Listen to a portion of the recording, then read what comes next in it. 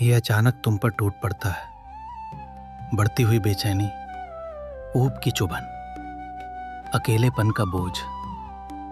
किसी भी जीव की तरह तुम राहत ढूंढते हो। जो दुख दे रहा है उससे भागने की कोशिश, लेकिन दर्द बाहर नहीं होता, वो भीतर रहता है। और यही क्रूर सच्चाई है। तुम्हें ऐसे तरीके ढूंढने पड़ते हैं जो तुम्हें तुम्हारे अपने अस्तित्व से ही राहत दें। तुम डिस्कनेक्ट होना चाहते हो, सुन्न होना चाहते हो, अपने आप की उस छोटी सी मौत को चुनते हो। स्क्रॉलिंग, नशे, सेक्स। कुछ देर के लिए सब ठीक लगता है, एक भावनात्मक परगेटरी में जहां झूठी मुक्ति का सुख है। तुम्हारा ध्यान पूरी तरह तुम्हारे सबसे आदिम स्वभाव से बन जाता है और फिर हकीकत टकराती है। कुछ भी नहीं बदला, बस बटुआ थोड़ा हल्का है और गिलास अब खाली है। सूरज उगता है और तुम्हें अपनी जिंदगी की अपर्याप्तता का सामना करना पड़ता है। अस्थायी राहत तुम्हारी स्थायी स्थिति को और गहरा कर चुकी होती है और एक विचार रह जाता है, तुम आनंद के आदी नहीं हो। तुम इस बात के आदी हो कि तुम्हें अपने साथ नहीं रहना पड़े। दार्शनिक ब्लेज पास्कल इसे बहुत पहले समझ चुके थे। हम अपने जीवन को शोर से भर देते हैं, गपशप, राजनीति, खेल, स्क्रीन, एक तरह की अस्तित्व से बचने की रणनीति।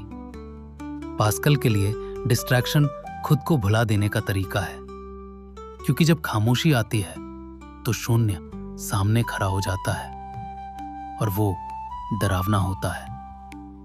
हम बेघर हैं, बिना पतवार की नाव, असीम अंधकार में बहते हुए। खालीपन शोक बनकर आता है, शर्म बनकर या भीतर की गंदगी की तरह, और इसलिए हम शोर पैदा करते हैं। पॉडकास्ट, संगीत, इन्फ्लुएंसर्स, नोटिफिकेशंस, लो बैटरी।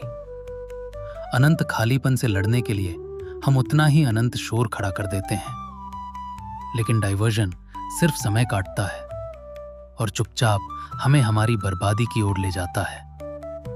आधुनिक मनोविज्ञान इसे कहता है एक्सपीरियंशियल अवॉइडेंस। दर्द से भागना, विचारों को दबाना और धीरे धीरे खुद से सामना करने की क्षमता खो देना।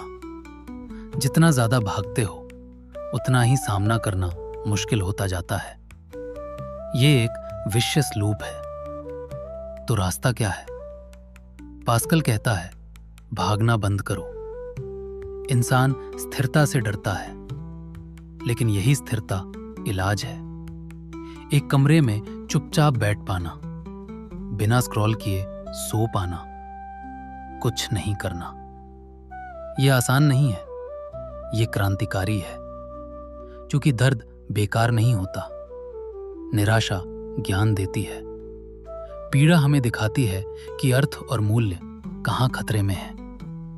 और जब तुम दर्द के साथ बैठते हो तो तुम उस सच्चाई के साथ बैठते हो जिससे तुम भाग रहे थे। धीरे धीरे वो अनंत कम डरावना लगने लगता है और एक दिन तुम ये समझ पाते हो, राहत का वादा सच्ची आजादी से कहीं छोटा है।